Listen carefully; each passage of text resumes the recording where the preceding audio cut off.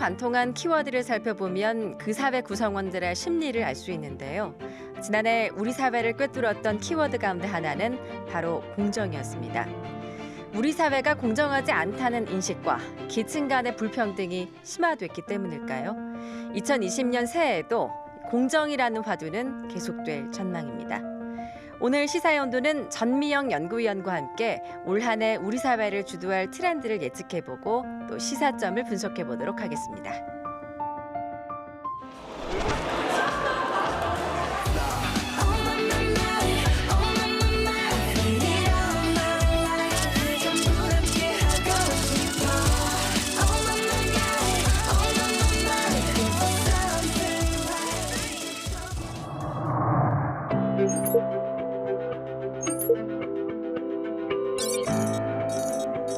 (2020년) 트렌드에서도 페어 플레이어라는 키워드가 눈에 띄는데요. 네, 그렇습니다.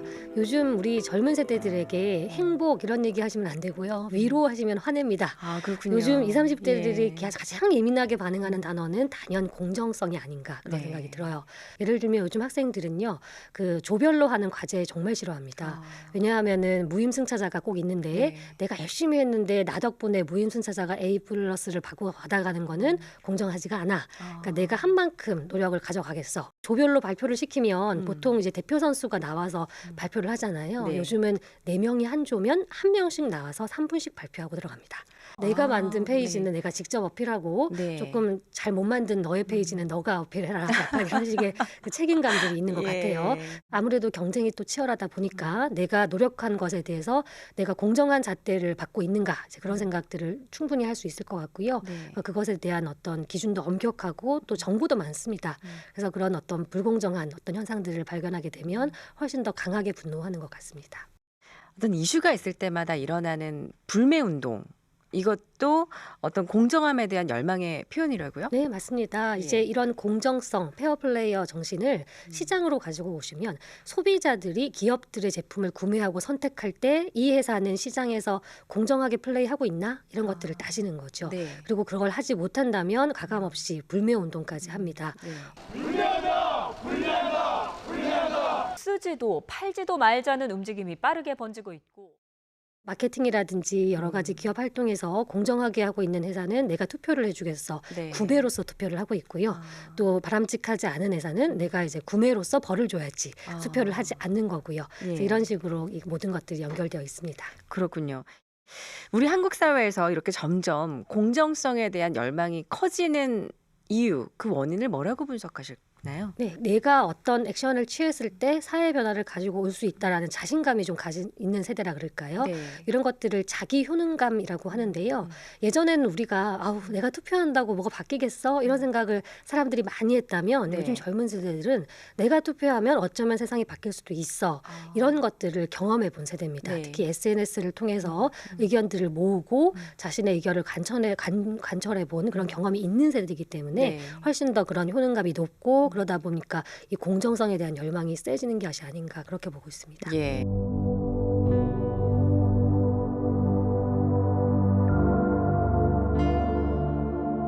멀티 페르소나, 이게 무슨 뜻인가요? 굉장히 좀 어려운 표현이지요. 이 20대들은 페르소나라는 단어를 알아요. 네. BTS라는 아주 유명한 가수의 제목 타이틀에도 있었다고.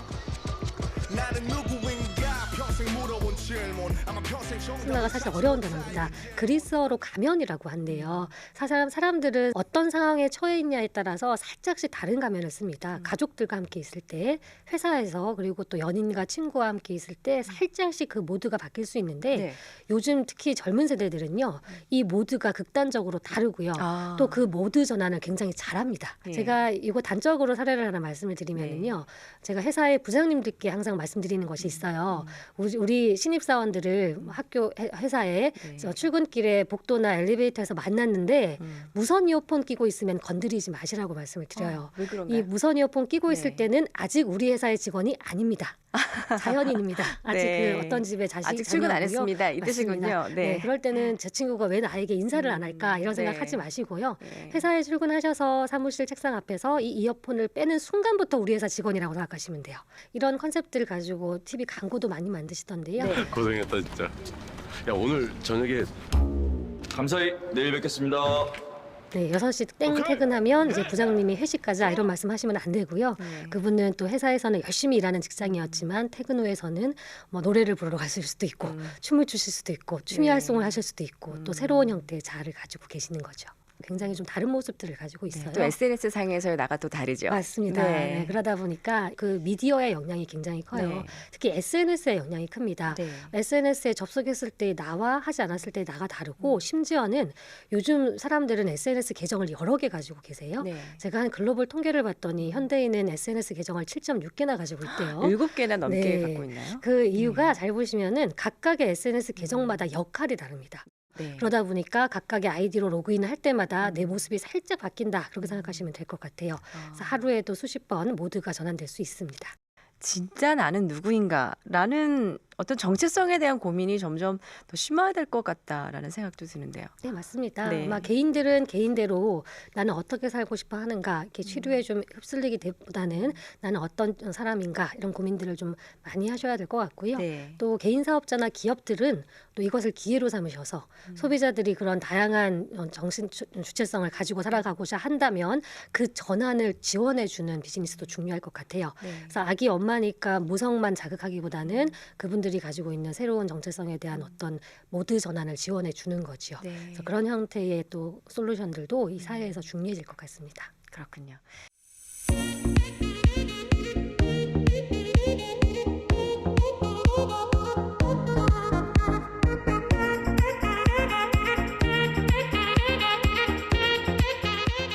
(58) 세대라는 키워드도 눈에 띄는데요. 이게 58년생 개띠를 말하는 건가요? 네, 정확하게 네. 지적해 주셨어요. 사실 네. 저희가 58 개띠를 저희의 페르소나, 대표 페르소나로 보고 이분들의 이름을 정했고요. 네. 사실은 원제는 있습니다. Old People with Active Lives의 줄임말입니다. 아주 예. 적극적으로 살아가시는 이렇게 나이가 좀 있으신 사람들인데 저는 개인적으로 이 정의는 좋아하지 않아요. 네. 58년 개띠 생각보다는 올드하지 않으세요. 네. 굉장히 젊으시고요. 예. 그래서 저희는 58년 개띠 이렇게 말씀드리는 거 훨씬 좋아하고요. 특히 58 보석이 있어요. 이 보석이 색깔이 굉장히 다채롭답니다. 저희가 50대와 60대를 묘사할 때 보통 실버, 그레이 이런 색깔 많이 쓰시는데 네. 그런 생각 떠올리지 마시고 이제 58 보석을 한번 떠올려 주세요. 왜냐하면 이분들이 생각보다는 굉장히 인생의 다채로운 경험을 많이 하셨어요. 네. 그러니까 컴퓨터 도스 시절부터 네. 스마트폰까지 오롯이 다 경험해 보셨던 그런 그러네요. 어떤 그렇죠. 예. 어떤 경험이 풍부한 세대이기 때문에 58 보석 같은 매력을 가졌다. 58 세대가 또 콘텐츠 시장에서도 지각 변동을 일으키고 있다고 하던데 뭐 어떤 예가 있을까요? 네, 실제로 저희가 이 설문조사나 여러 가지 연구를 해보면 30대보다 그 온라인 미디어를 더 많이 감상하세요. 근데 생각보다 이분들이 즐길 수 있는 컨텐츠는 많이 부족합니다. 특히 인플루언서 시장도 이분들을 타겟으로 하는 분들은 많지 않고요. 네. 하지만 최근에는 뭐 박막내 할머니나 여러 가지 우리 모델들이나 이렇게 출연하시면서 이분들에게 또 희망을 주시고 계세요. 네. 엔조이 6월 라이프. 이분들을 타겟으로 하는 이분들을 위한 방송 콘텐츠나 미디어 콘텐츠도 굉장히 성장할 것으로 보입니다. 예.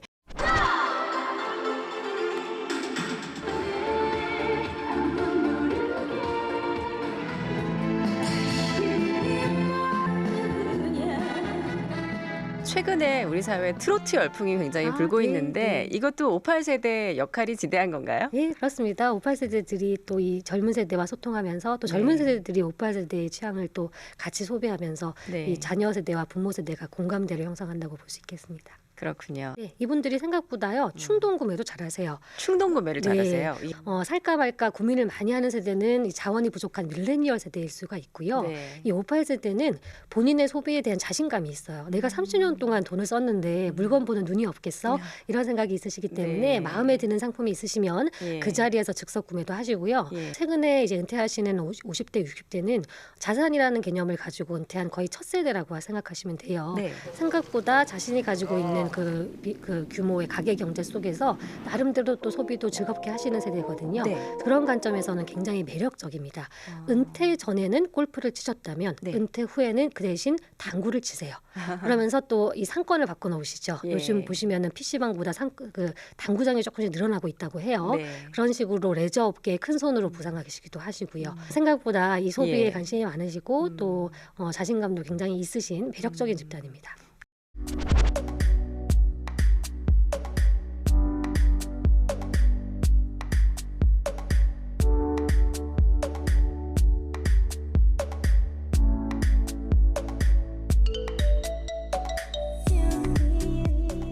추진가전이라고 요즘 30대 주부님들 사이에 최고의 신이 인기가 내려준 세 가지 맞습니다. 가전이죠. 네, 맞습니다. 신이 내려주신 3대 가전은 빨래 건조기, 로봇 청소기, 식기세척기라고 분류가 되더라고요. 예, 주부들의 가사 노동을 정말 많이 단축해준다 맞습니다. 하더라고요. 네, 이런 예. 제품들은 사실 비싸도요 지갑을 열고 있습니다. 아. 점점 더 증가할 것 같아요. 네.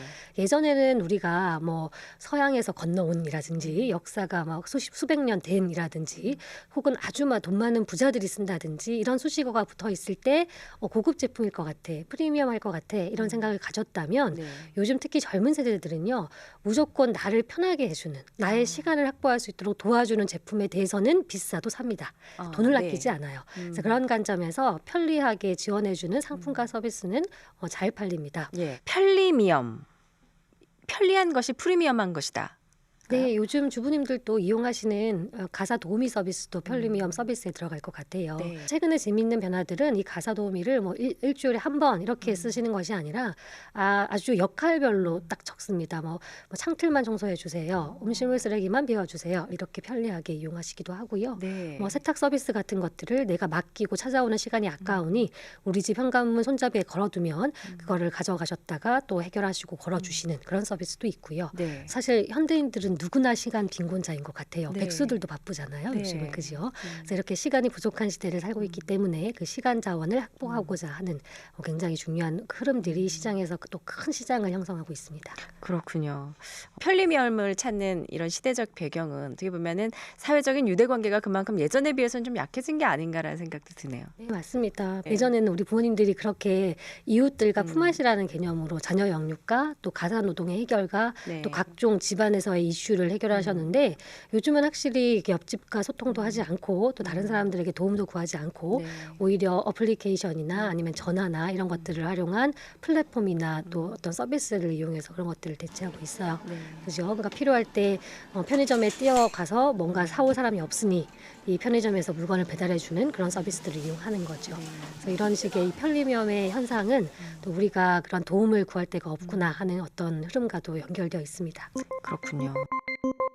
키워드 중에 업그린간이라는 게 있는데 과거에는 뭔가 스펙을 더 쌓고 뭔가 다른 사람과 경쟁하는 그래서 업그레이드를 하자라는 의미였는데 이게 좀 다른 의미라고요. 네, 맞습니다. 생각해 보면은 대한민국 국민들이 자기 개발을 하지 않은 시기는 없었어요. 네. 10년 전, 20년 전에 우리 회사 부장님들도 자기 개발을 하셨거든요. 네. 근데 예전에 우리 회사에서의 자기 개발의 개념은 굉장히 직무 연관도가 높았습니다. 네.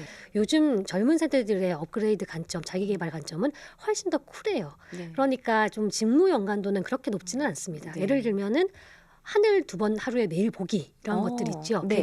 계단 3계단 오르기, 뭐 물을 1리터씩 매일 마시기, 책을 한 페이지씩 매일 읽기. 그래서 아주 사소해졌고요. 굉장히 일상적이네요. 네, 맞습니다. 네. 그러다 보니까 경쟁 상대가 나예요. 어제의 나와 항상 경쟁하면서 오늘의 나는 어제의 나보다는 약간 더 좋은 사람이 돼보겠다. 네. 이런 식의 결심이 있는 것이 최근의 업그린간의 특징입니다. 예를 들면은 요즘 그 유튜브 영상 중에 이런 게 유행이래요. Get ready with me라고 해서 나와 함께 준비하자 이런 뜻인데 이제 메이크업을 시작하겠습니다. 저는 오늘 이 메이크업 할게요. 아침에 출근 준비하기 정말 싫잖아요. 네. 예쁜 주인공이 나와서 머리를 말리신대요. 네. 같이 말리시면 되고요. 이렇게 눈썹을 그리시면 같이 네. 그리시면 되는데요. 아. 출근 준비를 같이 하는 영상이라고 합니다. 네. 그러니까 출근하기 싫은 나를 독려해서 그것을 보면서 출근 준비를 해내고야 마는 거죠. 일상적인 성장도 또 중요하지만 네. 퇴근 후의 삶이 굉장히 중요해졌어요. 네. 그래서 퇴근하시고 요즘은 6시 퇴근 이런 분들이 늘어나다 보니까 독서 토론회라든지 그런 취미 활동을 통해서 제2의 또 자신의 학습을 준비하시고요. 하나의 길만 가겠어가 아니라 새로운 또 나의 길을 한번 탐색해 보겠어. 네. 이런 관점으로 자신의 새로운 직업 이런 것들을 찾는 관점으로 또 퇴근 후의 삶을 활용하시기도 하세요. 네. 작은 성취에서 기쁨을 크게 얻고 남들과 비교하지 않고 나만의 삶을 묵묵히 살아가는 그런 또 네. 멋진 변화들이 녹아 있는 것 같아요. 그렇군요. 자, 올해 주도할 이제 몇 가지 트렌드를 이제 키워드별로 좀 짚어봤는데 이게 이미 많은 부분 우리 일상 속에서 이렇게 행동하고 있는 모습이다라는 생각이 들거든요. 가장 중요한 현상은 이 큰 집단보다는 개인에게 집중하는 현상. 그러니까 모든 사람들을 만족시키기보다는 나에게, 네. 남들보다는 또 나에게, 이 네. 개인에게 집중하는 그런 개인적 가치가 중요해지는 것 같고요. 네. 또 그러다 보니까 현재 지향성이 강해집니다. 멀리 손에 잡히지 않는 미래를 걱정하기보다는 지금 현재에 좀 더 집중하고 이 현재에 충실하다면 장밋빛 미래가 올 수도 있어. 이런 생각을 갖는 현재 지향 경향이 강해지고요. 그래서 많은 것들을 가지고 내가 집에 쌓아두겠어가 아니라 나는 소유하지 않더라도 더 많은 경험을 통해서 내 인생을 풍부하게 만들 거야 하는 경험 지향, 이 세 가지 흐름은 아마 한 10년 정도 진행되는 하나의 메가 트렌드가 아닐까 싶습니다. 예. 네, 올해는 저희가 타이틀을 마이티 마이스라고 이름을 좀 지었습니다. 네. 기성세대들은 아실 텐데요. 마이티 마우스라는 만화 영화 원제가 있습니다. 네. 이 만화 영화는 슈퍼 히어로에 대한 영화고요. 이 조그만 생쥐가 히어로처럼 나쁜 사람들을 혼내준다, 이런 영웅담입니다. 그래서 저희가 우리 시대에 영웅이 필요하지 않을까, 그래서 이 마이티 마우스를 가지고 왔는데 네. 마이티 마이스 복수를 썼고요. 근데 그러다 보니까 또 의미가 괜찮은 것이 우리 현재 한국 사회는 한 사람의 힘센 영웅이 구제해 주는 것이 아니라 우리 모두가 스스로가 영웅이 돼야 되지 않나, 이런 생각을 해서 위기를 극복하는 작지만 힘센 영웅들, 곧 우리들, 이런 의미를 좀 담아봤습니다. 우리 사회에 숨어있는 작은 영웅들에게 집중하시고 내가 그 영웅이 될 수도 있겠구나, 이런 생각으로 자신감 있게 살아가셨으면 좋겠습니다.